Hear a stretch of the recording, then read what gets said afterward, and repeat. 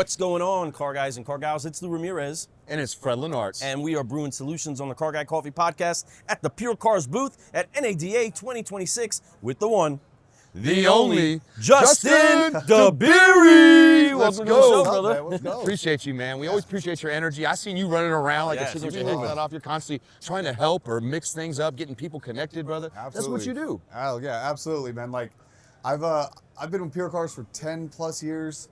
Been in every role that you could imagine. So like new customers coming to the booth, current customers coming to the booth. Like NADA is the best. Like you get to see so many like friends. Like it feels like family after a while, right? is. So like, yeah, my feet hurt. Yeah. And we're in comfortable shoes. He's rocking J's. got He the knows, J's on, he my knows friend. what to wear. Jay's on his feet, right? Yeah. And and absolutely, you know, running around, being able to help 10 plus years in one company is a big deal. So congratulations Thanks, to you on man. that, Appreciate man. it, appreciate That's it. not an easy task, especially in automotive. No, Yeah. and hanging out here with your team, I mean, we get the chance to hang out with a lot of people, and we're both prior service, and in the Army, there would be these stripes that you would get for a certain amount of time that you spent in service. And when you see a soldier that's been around for a while, They got stripes they like got them this, stripes all the way up down the arm. But there's stripes all over all of your team here. There's such a tenured group of people that are here that are, I mean, we've interviewed so far. If you all go back to listen to all the other shows that we've done here at Pure Cars, there is some time in service right here with this team. And I guess it's because you guys probably definitely get one thing right. It's making sure that you unify around what actual customer service is. Yeah. How would you describe great customer service for your client? Oh man, I could probably give you a long-winded answer, but being in the industry I'm we okay with are, that. like sometimes like it's more simple than it may seem. It's proactive communication, right? Like taking that next step, going above and beyond and looking at the data, finding out like where's our next big opportunity. Automotive is, there's no finish line, right? I You could love have the that. best That's month true. that you have, next month clock restarts. Where are we gonna get better? That's the Like, truth. let's go. That's right. The only Yeah. finish line is selling the keys to the building. Yep. That's yep. it. Goodbye. You know what I mean? exactly. And we're done. Yeah, no, oh man, like I don't know. That happens, I guarantee, just the way this industry runs, those who have done that, they still burn at a higher temperature than a regular person, right? Like, I they agree. They grocery shop faster, or whatever happens after that, right? Yeah. Yes, very Oh true. yeah, very they're true. definitely doing that. That's Yeah. for sure. That's big, you know. And in this industry with customer service and being able to take care of your clients the best way, I'm sure that you've seen some really crazy stuff come in. What's been some of the toughest challenges for your team, and how do you guys handle those challenges? I think that's a really good question, right? And like we work with dealers all across the country in Canada, so we see a lot. Like, I would say most recently, what sticks on top of the mind is like the AI coming in and how it fits into the dealership and how Pure Cars helps them, Yep. right? And like helping them like understand how what leads to be worked, how those leads should be worked, where they're going to get their leads from. Like it's always leads conversations. We want to sell more cars. How do we explain how our products, our services help them accomplish that goal while also expanding that thought process around leads, right? Because less than 5% of your website traffic is going to convert into a lead, right? I don't want my team so focused on 5% of the people that are shopping your website, right? So being able to educate the dealers on that process while making sure that we're set up to capture that 5%, maybe get 6-7%. That's probably it. But sometimes that education means that like old habits, old mindsets, old ways of doing things that have always worked Yep. have to be challenged. And it takes like real solid conversations. Like, I mean, good heart-to-hearts where we're being real about what the expectations are, about time frames, about what our team has to do, and then the participation that everybody gets to have.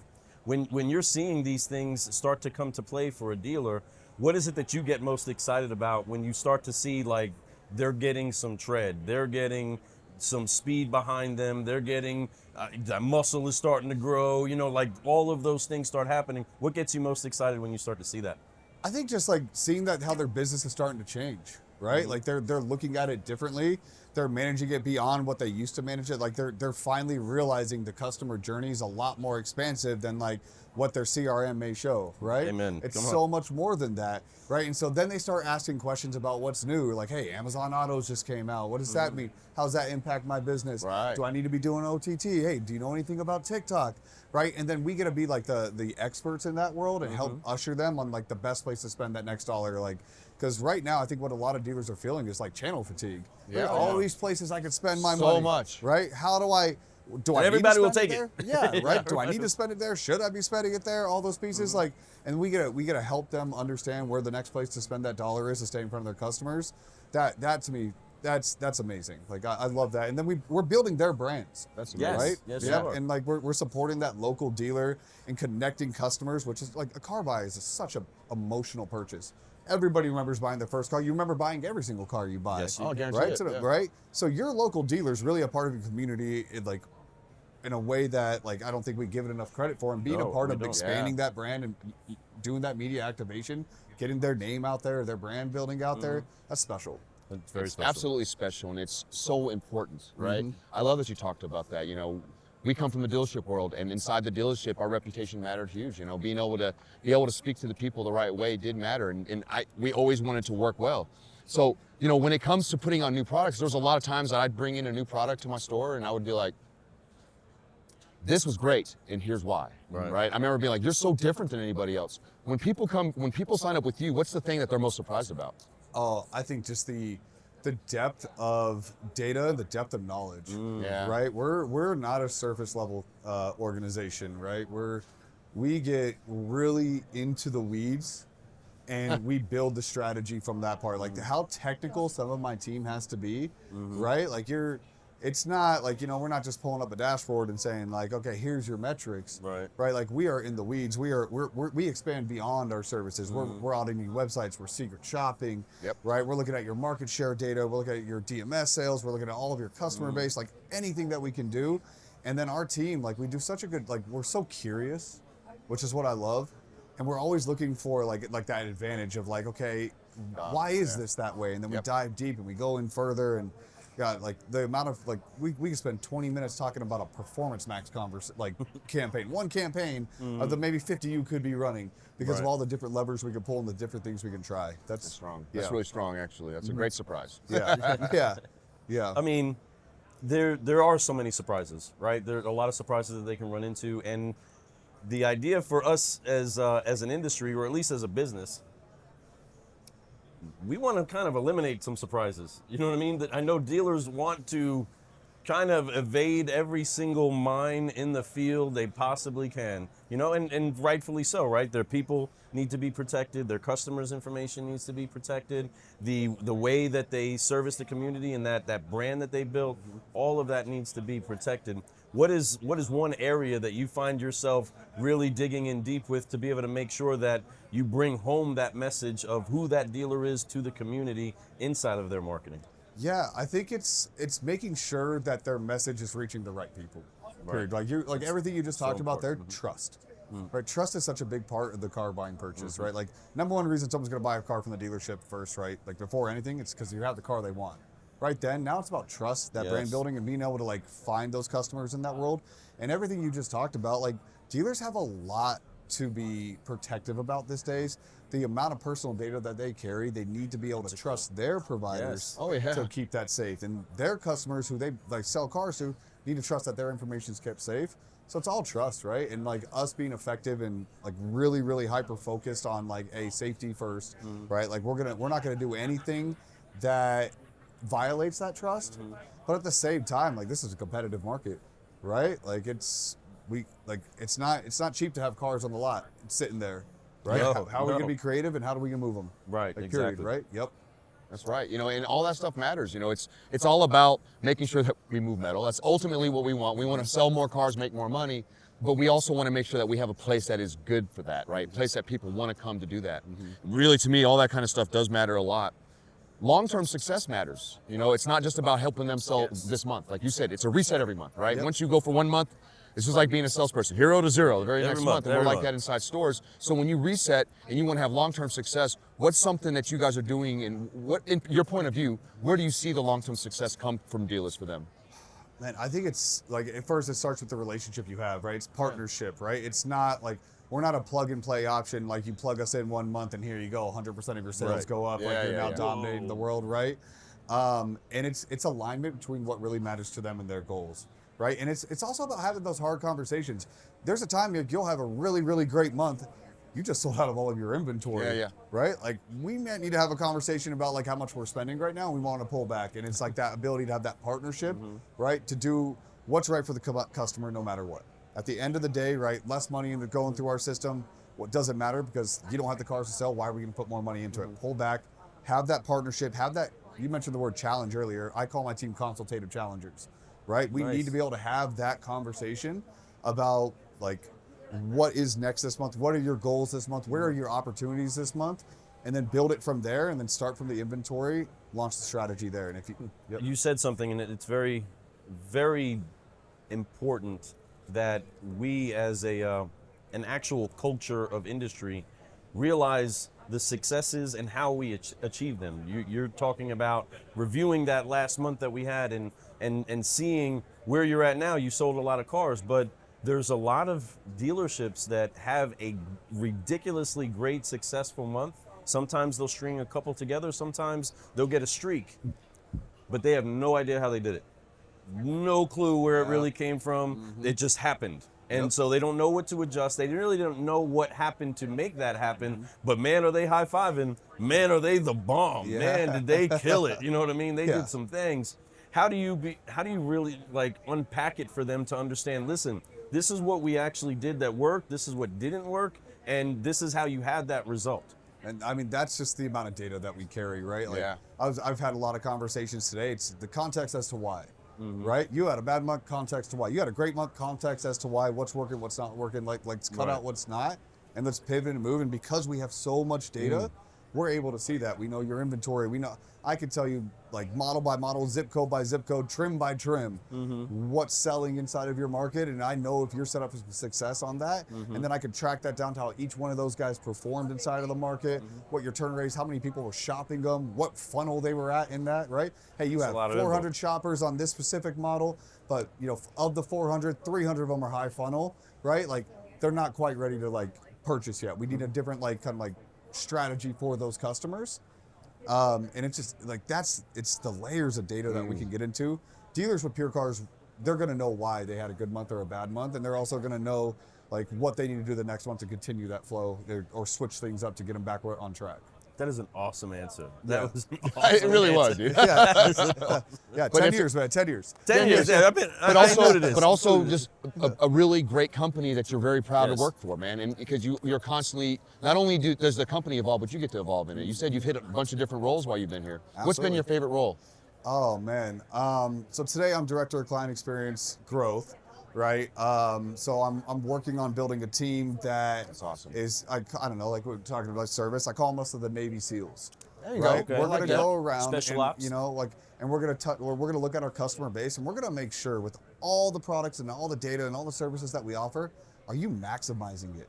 Are you getting everything that you can out of it? Right? Yeah. Sometimes when you're working with one of our like account executives for so long, it's very easy to fall in like tunnel vision and routine, and that context that you have on the account might actually blinding you to like opportunities. So my team's going to come in and help our dealers provide that extra layer of support.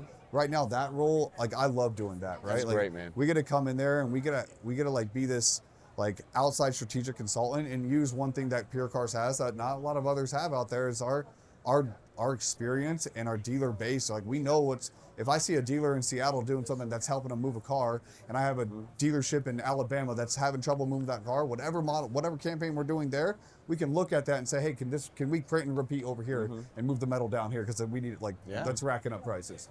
And that for sure is my favorite one, but That is awesome, man. It's the people I work with that I like the most. Like we got a good culture and a good family here. I'm going to tell you, I know you do. I Every love time you I come too. here, We I'm love always you people. smiling, high-fiving, and nobody looks at us like, why are they here? They're always looking like they're ready to have some fun and looking for more fun. Absolutely. And you guys are bringing it. Not only are you bringing it here, but you're also bringing it inside dealerships with what you guys do. You're helping people sell more cars. In turn, that's more fun. That's Oh, right. absolutely. And it is a lot of fun. Also, to do some of the scout work. So being a special ops team, there's a lot of scouting that has to be done. So in your world, the scouting is absorbing the feedback from your people, absorbing the feedback from your customers, and being able to construct it in a way that, one, you digest it well to be able to solve a problem for them, and then also Absolutely. enhance overall what you do, because like you said, that one dealer in one market, we can learn one thing and then apply that in different ways and see what works and what doesn't work. Absolutely. And other things in other markets might spring up and be like, we didn't even think of that. We didn't even see that on the horizon. Absolutely. And now we adjusted. So can you give some sort of an example or an example of the time that you've taken some customer feedback and actually turned it into something that benefited everybody for Pure Cars or with Pure Cars? I mean, absolutely. I like for as long as I've been here, I'm gonna think about a time. Let's talk about COVID. Okay. Right. Okay.